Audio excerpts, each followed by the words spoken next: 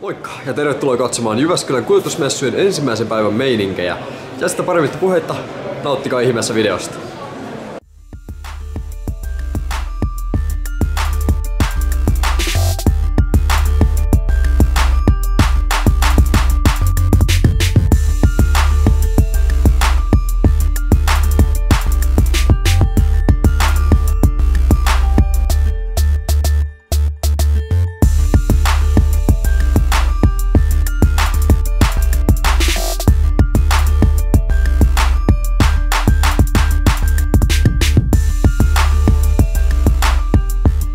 Linja, kuorma kuin pakettiautojakin, mutta tämä viimeksi mainittu segmentti pakettiautot on tietysti se suurin ja kaunein ja seuratuin ja siellähän me on kyllä suorastaan dominoitu markkinaa nyt alkuvuodesta, että on oltu ehdottomasti niin kuin kukkulan kuninkaana.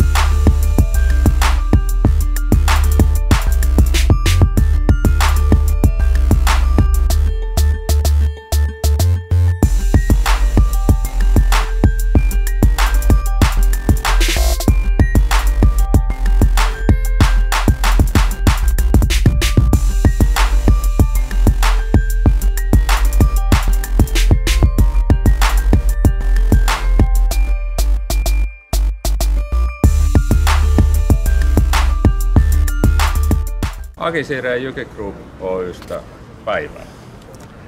Terve. Mitä teille kuuluu? Kiitos, kuuluu hyvää. Joo. Markkinat on nousussa ja noin yleisesti niin kuin alan kannalta niin koko ala on hyvin edustettuna messuilla.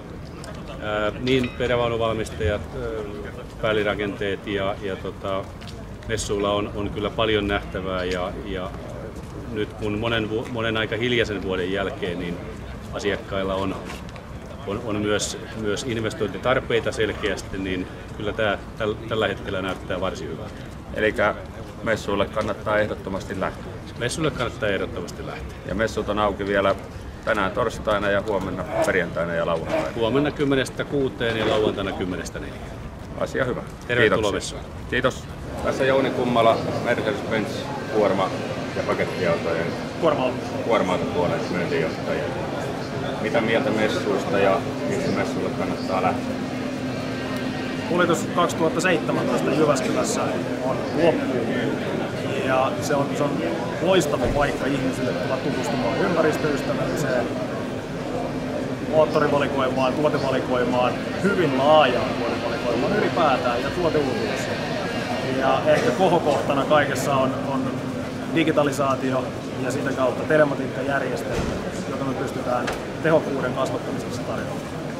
Onko mitään arvioa kalustomäärästä, kuinka paljon näyttelyssä on kuorma-autoja ja pakettiautoja edustettu?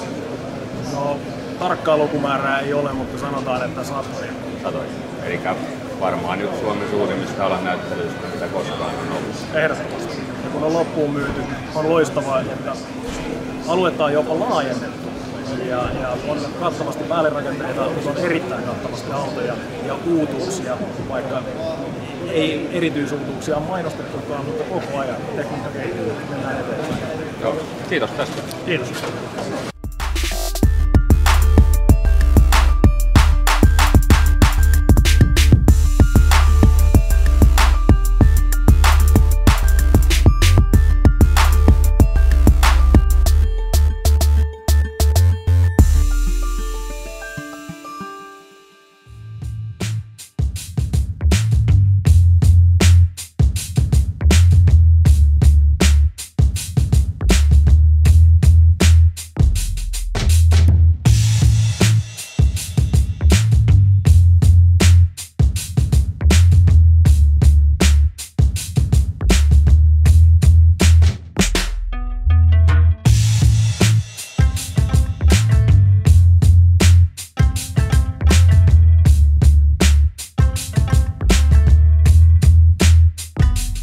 Oma emännän jälkeen paras vaihtoehto on naapuri emäntä.